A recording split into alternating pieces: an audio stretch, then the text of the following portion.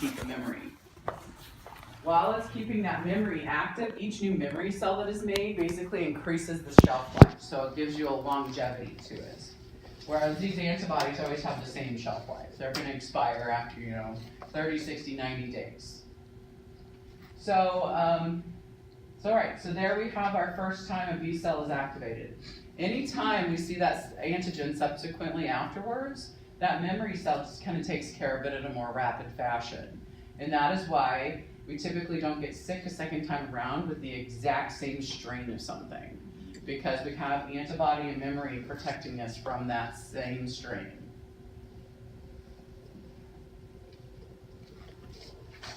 So I kind of went through this again. I'm gonna go through it just to reiterate the flow of the third line. So an antigen-presenting cell, which has to be some kind of monocyte derivative, macrophage or dendritic cell, will eat a pathogen, otherwise known as phagocytosis. It will then keep the antigenic determinant, otherwise known as epitope, and it will display it on its MHC. It will display it on an MHC2 in order to attract an inactive T helper cell. The inactive T helper cell will then become activated by the APC once we have that secretion of interleukin. After the T helper cell is activated, then it will seek out a mature but inactive B cell. That B cell has to have found the same antigen. After they find each other, the T helper cell will then activate the B cell by secreting some other interleukins and B cell growth factor on it. Once we have that done, then the B cell makes antibodies and memory. And we are done activating our third line of defense. It is now active fully. Do you guys have any questions about this? That is basically the last slide picture. This is the words for it, right? No, it's just that last slide is really just from number 5 down. Okay, so The first picture that I showed you of T helper activation is 1 through 4. okay, so if we know like this flow chart, is that enough, or do we need to know more? No, you need more details. I'll ask you, like, what is the chemical that physically activates a T helper? Where does it come from? Isn't that what you mean, interleukin? Interleukin 1, and it comes from the APC. What activates a B cell? An inactive B cell?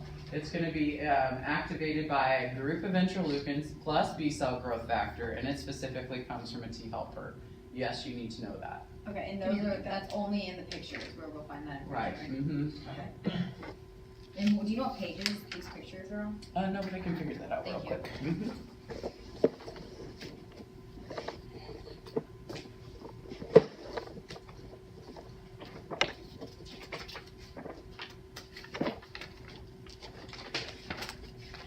Alright, looks like T helper cell activation is on page 477, otherwise known as figure 15.9.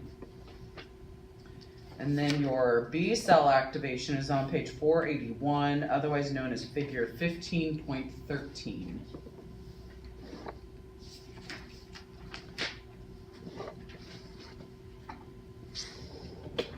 Would the macrophages be like the neutrophils, basophils? Macrophages? No, those are monocytes. They're derivatives of a monocyte. It's the M in the types, right, in the types of white blood cells. So neutrophils are not an antigen-presenting cell. They are just general phagocytes. Okay. So any monocyte derivative is an antigen-presenting So cell. some phagocytes keep the epitome to present, and then some just Eat it up, right, exactly. So another cell that's actually known as an antigen-presenting cell, but not a T helper activator, is a B cell. A mature but inactive B cell is an antigen-presenting cell. Think about it. I just showed you the slide where it basically puts the antigen out on MHC2, and it's really looking for the T helper cell that matches it. So it presents that antigen to multiple T helpers typically before it finds the magic yum. So it's also considered an antigen-presenting cell. because it's trying to activate itself. Correct, correct. It presents antigen to activate itself. Cool.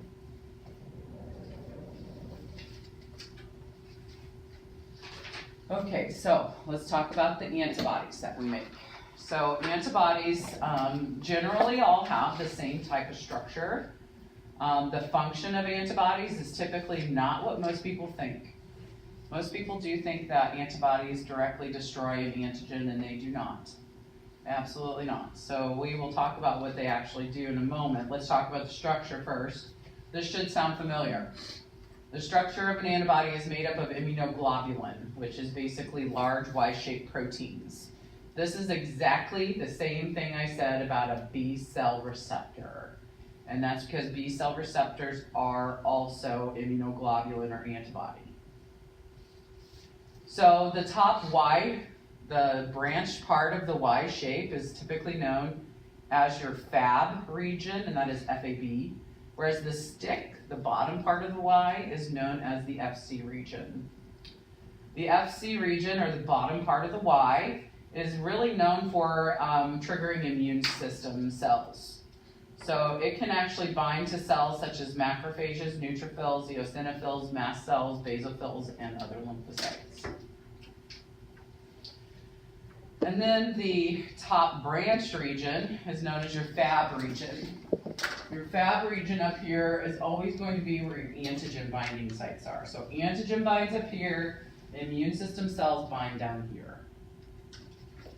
So these are your variable regions, which are going to be what is different from each antibody to each antibody. So when you have a cluster of antibodies made against one antigen, all of the variable regions of those antibodies should be the same. But if you have different antibodies made against different antigens, all of their variable regions will differ. So it's like, basically producing an antibody for each kind of antigen that you would actually come into contact with. What did you say the FC pathway is? Yeah, the FC region, it's this bottom part, and basically to trigger your immune system cells.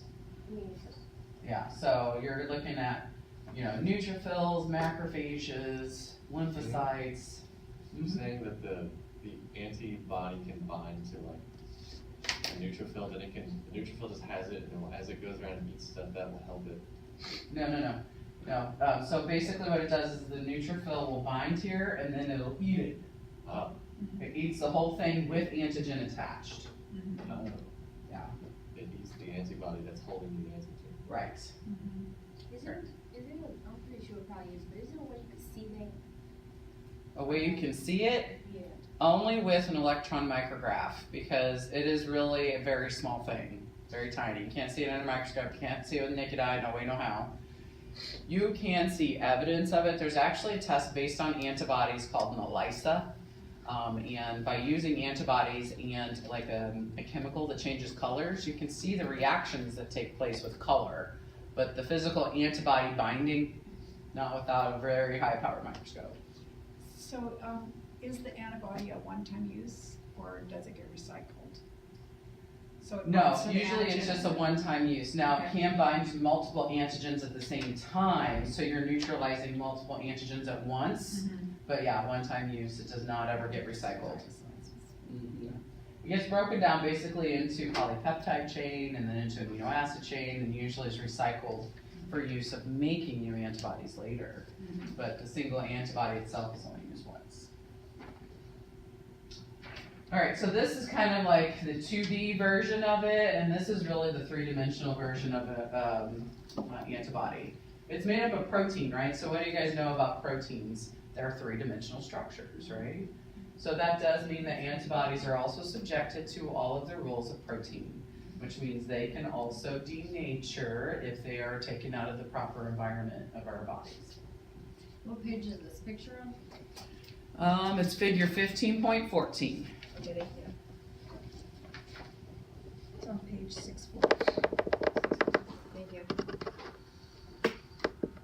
Okay, so what do antibodies actually do? What are their functions?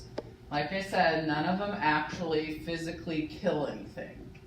Okay, so majorly what we do with antibodies, we've already alluded to from Ethan's question where we were talking about how the neutrophil would eat it. This is actually a process known as opsonization. Opsonization means that the antibody binds antigen, and then it makes it more immunogenic and recognizable by other immune system cells. And so they come behind that process and eat it.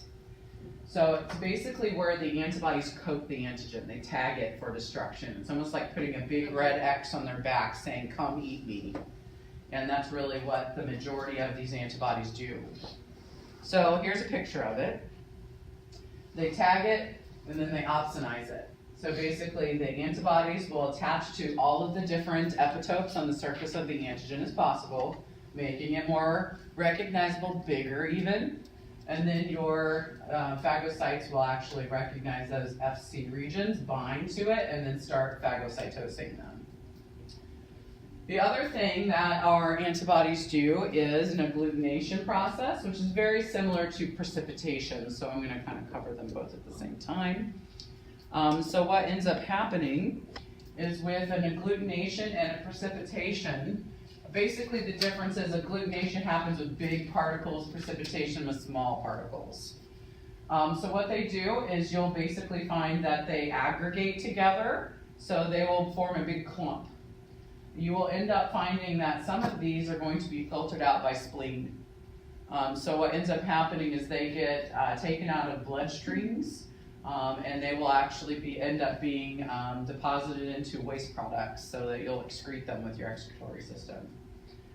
So agglutination is basically a cross-linking of larger antigen, whereas precipitation is going to be a cross-linking or aggregation of a smaller antigen.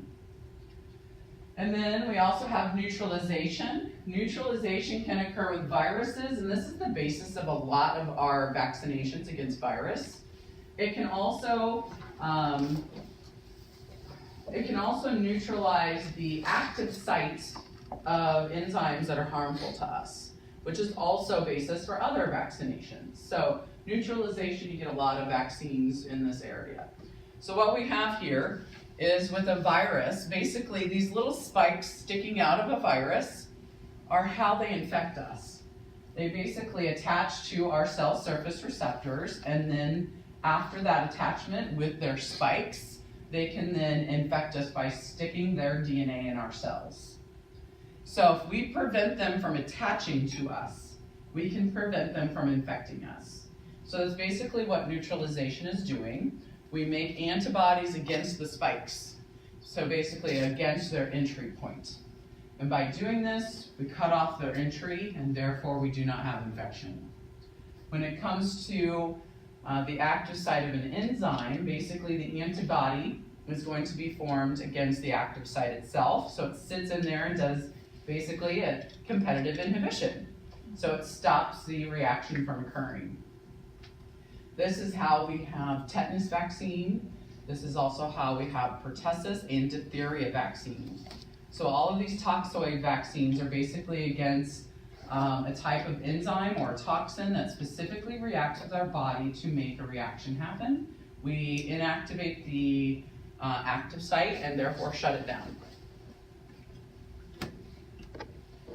And then finally, what you're looking at here, this is the classical pathway of the complement system. So bringing in something from chapter 14. So at the end of chapter 14, we talked about the classical and the alternative pathways. The classical pathway is going to be triggered by the presence of antibody bound to antigen. That is exactly word for word the definition I gave you guys. So what we find here is with these guys that are basically coated with antibody, if the Fc fragment, so the stick of the Y, is recognized by that first complement protein. So remember how I told you it was a cascade of 26 different proteins. There's one that triggers it. So complement protein number 1 binds these guys sticking out of an antigen. Is that the MAC complexes? It forms MAC complexes, exactly. That's what these represent here. So basically, those proteins, after recognizing this, will start forming the holes in the cell surface, forming MAC complexes,